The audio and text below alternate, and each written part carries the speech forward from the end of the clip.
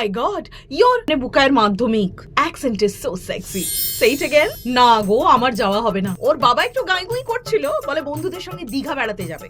আমি পরিষ্কার বলে দিয়েছি, বুকায়ের মাধ্যমিক শেষ না হওয়া পর্যন্ত কেউ কোথাও যাবে না। অফিস থেকে বাড়ি, বাড়ি থেকে অফিস। আমার ছোট ননদ ফোন করেছিল আসবে বলে। আমি বললাম কিছু মনে করো না, মাধ্যমিক শেষ না হওয়া পর্যন্ত বাড়িতে কোনো হইচই হতে দেওয়া যাবে। আর উনি তো বাড়িতে এলেই ডিস্কো ড্যান্স শুরু হয়ে যাবে। বুকায় দুটো বিস্কুট আর একটু হরলিক্স করে দি বাবা। আমার শাশুড়ি না না, উনি বাড়িতেই আছেন। কথাটা একটু কম বলছেন বলে বাইরে ওনার আওয়াজটা শোনা যাচ্ছে না। আমি বলে দিয়েছি আপনার নাতির মাধ্যমিক শেষ না হওয়া পর্যন্ত বাড়িতে যেন কোনো অশান্তি না হয়। দেখো 5টা বাসন এক জায়গায় থাকলে তো ঠোকাঠুকি লাগবে, কিন্তু আমি বলে দিয়েছি বুকায়ের মাধ্যমিক শেষ না হওয়া পর্যন্ত যেন সামনাসামনি কিছু না হয়। তবে সব নোট করে রেখেছি।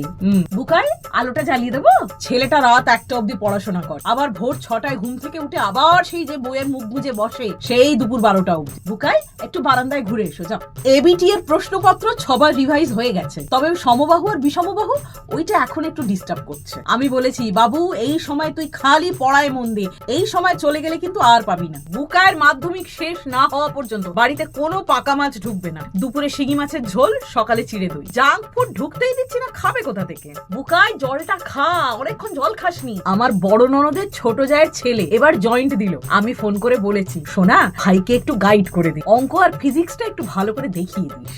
বুকায়ের স্যারকেও বলেছি স্যার আপনার মাথায় যখন যা ইম্পর্টেন্ট সাজেশন আসবে আপনি ফোন করে জানিয়ে দেবেন। তা সে রাত 12টা হোক 1টা হোক, কখন কোন সাজেশন কাজে লাগে কেউ বলতে পারে? বুকাই স্যার বলে গেছিলেন না সামারি আর প্রেসি একটু ভালো করে চোখ বুলিয়ে নে। বুকাইকে বললুম বাবু জোরে জোরে পড়া করবি, পড়া হয়ে গেলে লেখা প্র্যাকটিস করবি, এতে চ্যাপ্টার গুলো মনে থাকে। এবার তোর মাথায় কি আছে সেটা তো কেউ দেখবে না, খাতায় যা লিখে আসবি সেটাই দেখবে। দেখ মালতী বাসন গুলো জোরে জোরে মাজবি না, ছোটদা ভাইয়ের মাধ্যমিক। বুকাই একটু চিড়ে দই মেখে দে, পেট ঠান্ডা হবে। আমাদের দুধওয়ালা খবরের কাগজওয়ালা সবাই জানে বুকায়ের মাধ্যমিক, কেউ কলিং বেল টিপে আর খবরের কাগজ দুধ দিতে আসে না। এখন আমাদের বাড়িতে দুধ আর খবরের কাগজ সব দুপুর বেলা আসে গো। বুকায়ের বাবা একটু গজগজ করছিল, আমি বললাম দরকার পড়লে তুমি মেইন গেটের বাইরে সোফা পেতে শো, ওখানে হাতে হাতে খবরের কাগজ পেয়ে যাবে। আরে ময়লার গাড়িওয়ালাটাকেও বলে দিয়েছি সকালবেলা অত জোরে জোরে সিটি বাজাবে না তো। বুকায়ের মাধ্যমিক অত শব্দ শুনে বাচ্চা ডিস্টার্ব হয়।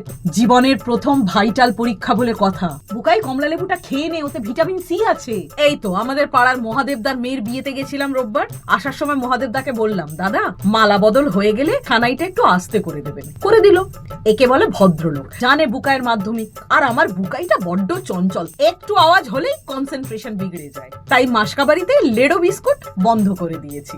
ও বৌদি, প্রেসার কুকারটা কিরম শক শক করছে, মনে হয় এবার সিটি বাজাবে, বারণ করে দেবো।